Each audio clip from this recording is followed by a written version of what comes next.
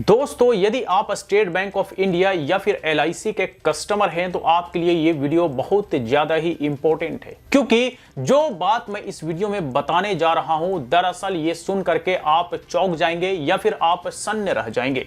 ये खबर ही ऐसी है कि जो भी सुन रहा है वो सुनकर हैरान रह जा रहा है। तो ये खबर क्या है, सबसे पहले हम इस पर बात कर लेते हैं। तो देखिए, अडानी ग्रुप के बारे में तो हम सब बाखूबी जानते हैं। अडानी ग्रुप का पिछले 2-3 दिनों से लगातार शेयर डाउन हो रहा है और शेयर डाउन होते होते 20% से भी शेयर डाउन हो चुका है, जिसमें अडानी ग्रुप का नुकसान 4 लाख करोड़ से भी ज्यादा का हो चुका है अब तक। आप कहेंगे कि भाई अडानी ग्रुप से हमारा क्या लेना देना?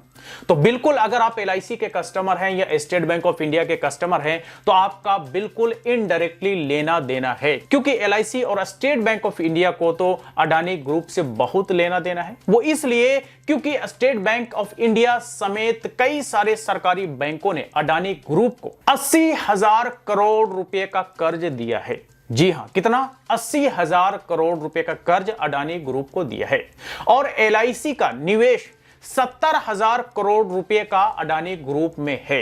यानी कि 70,000 करोड़ रुपए का निवेश एलआईसी का अडानी ग्रुप में है और स्टेट बैंक ऑफ इंडिया समेत अन्य बैंकों का 80,000 करोड़ रुपए का कर्ज अडानी ग्रुप को दिया गया है। और इधर दूसरी तरफ अडानी ग्रुप के शेयर लगातार डाउन हो रहे हैं और 4 लाख करोड़ रुपए का अब तक नुकसान हो चुका है। जाहिर सी बात है कि अडानी ग्रुप का नुकसान मतलब कि स्टेट बैंक ऑफ इंडिया और अन्य बैंकों का नुकसान, एलआईसी का नुकसान, और इससे बहुत ज्यादा प्रभावित होंगे उनके कस्टमर्स। जाहिर सी बात है कि अगर कोई कंपनी डूबती है तो लोगों के पैसे लेकर के डूबती है, क्योंकि कंपनी के पैसे डूबते हैं तो ही कंपनी डूबती है। तो यहां पर जिस तरह से अडानी का लॉस दिख रहा है, कहीं ना कहीं एसबीआई प्लस एलआईसी का भी लॉस दिख रहा है और इनका लॉस होने का मतलब कि कस्टमर्स पर डायरेक्टली प्रभाव पड़ेगा।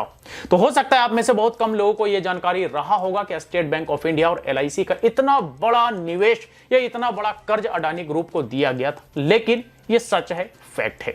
अब बात करते हैं कि दरअसल अडानी ग्रुप के साथ ऐसा हो क्यों रहा है कि भाई उसका इतना बड़ा नुकसान पिछले कुछ दिनों के अंदर हो गया है। तो देखिए, अडानी ग्रुप पर यूएस की एक हिंडनबर्ग रिसर्च कंपनी है जिसने एक रिसर्च करके रिपोर्ट सबमिट किया है और उस रिपोर्ट में अडानी ग्रुप में हुए धोखाधड़ी और शेयर में फ्रॉड करने का गंभीर आरोप लगा है। जैसे ही हिंडनबर्ग की रिपोर्ट आई उसके बाद से लगातार अडानी ग्रुप के शेयर डाउन होने लग गए और लगातार अडानी ग्रुप का लाखों करोड़ में नुकसान होने लग गया, जो कि अब तक 20% से भी ज्यादा का शेयर डाउन हो चुका है अडानी ग्रुप का और 4 लाख करोड़ रुपए से भी ज्यादा का नुकसान अडानी ग्रुप का हो चुका है।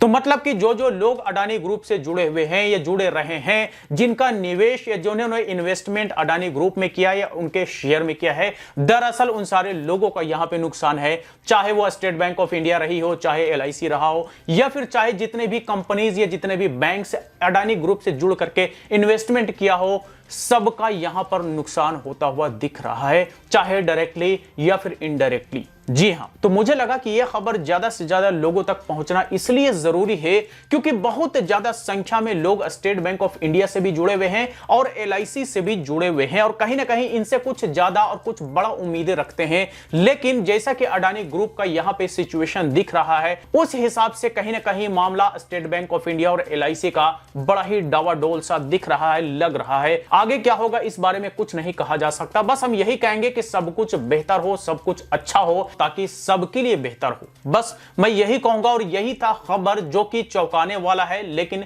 सच भी है। तो बस यही कुछ था आज के इस वीडियो में। इससे रिलेटेड अगर कोई सवाल हो, क्वेरी हो तो आप हमें कमेंट बॉक्स में लिख करके पूछ सकते हैं। वीडियो अच्छा लगा हो तो लाइक करें, ज्यादा से ज्यादा लोगों के साथ शेयर करें और इसी तरह के वीडियोस के लिए हमारे यूट्यूब चैनल को भी सब्सक्राइब करें।